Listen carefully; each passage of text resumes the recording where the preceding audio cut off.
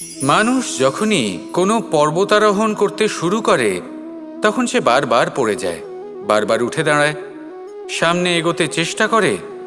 কিন্তু যদি সে দৃঢ় নিশ্চয় করে থাকে তাহলে সে অবশেষে সেই পর্বতের শিখরে পৌঁছেই যায়। চলার পথে যদি বড় কোনো পাথর চলে আসে বা পর্বতের কোনো বড় অংশ সামনে আসে তাহলে সে তার সাথে ধাক্কা খায় না, সে পথ বদলে নেয়। কিন্তু বাধা তাকে সবসময় পেতেই হয়, আর সেই বাধা সে পায় ছোট ছোট পাথরের দ্বারা। তাদের ওপর পা পড়লে তার পা পিছলে যায় আর সে পড়ে যায়। এই ছোট ছোট পাথর হলো আমাদের জীবনের সেই ছোট ছোট সমস্যা, সেই ছোট ছোট ভুলগুলো যেগুলো আমরা অবজ্ঞা করতে থাকি। আমরা ভাবি এর দ্বারা কি বা ক্ষতি হবে, কিন্তু সেগুলোই অনেক সময় আমাদের অসফলতার কারণ হয়ে দাঁড়ায়। যত তাড়াতাড়ি সম্ভব এই ছোট ছোট পাথরগুলিকে জীবন থেকে তুলে ফেলে দিন। ভুল হওয়াটা স্বাভাবিক, কিন্তু তার মানে এই নয় যে বারবার সেই ভুলের পুনরাবৃত্তি ঘটবে। ভুলটা বুঝুন, সেটা স্বীকার করুন আর সেটা শুধরে নিন। যখন আপনি এটা করতে শিখবেন তখনই খুব তাড়াতাড়ি আপনি সেই শিখরে পৌঁছতে পারবেন। আর যখন পৌঁছে যাবেন তখন এই মন প্রসন্ন হয়ে বলবে, রাধা রাধা।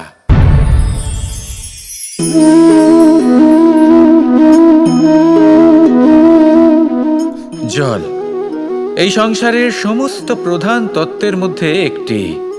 এই জল যে কোনো জ্বালা দূর করে, আগুনকে নিভিয়ে দেওয়ার ক্ষমতা রাখে, অবিরল অবিচলভাবে প্রবাহিত হতে পারে, একে কেউ বাধা দিতে পারে না। এর পথে বাধা সৃষ্টি করলে নিজের পথ নিজেই খুঁজে নেবে বা সে নিজেই নিজের পথ বানিয়ে নেবে, কিন্তু কখনো থামবে না।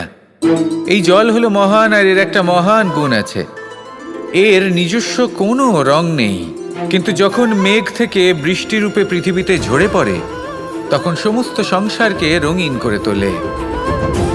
যেখানে খরা হয়েছে সেখানে শ্যামল করে তোলে, যে স্থান শ্যামল সেখানে ভিন্ন ভিন্ন প্রকারের পুষ্প ফুটিয়ে তোলে। এই জল, এই জলের মতন আমাদের হতে হবে। ওর যেমন কোনো রং নেই, আমাদেরও যেন কোনো অহংকার না থাকে। শুধু কর্মের এই ধারাতে বইতে থাকুন, এই সংসারের মঙ্গল করতে থাকুন, শ্রেষ্ঠ কর্ম করতে থাকুন। এই সংসারকে এটা বলার কোনো প্রয়োজন নেই যে আপনি কে। আপনি যদি কর্ম করতে থাকেন তাহলে এই সংসার নিজে থেকেই আপনার মূল্য জানতে পারবে, আর তখন এই মন প্রসন্ন হয়ে বলবে, রাধা রাধা।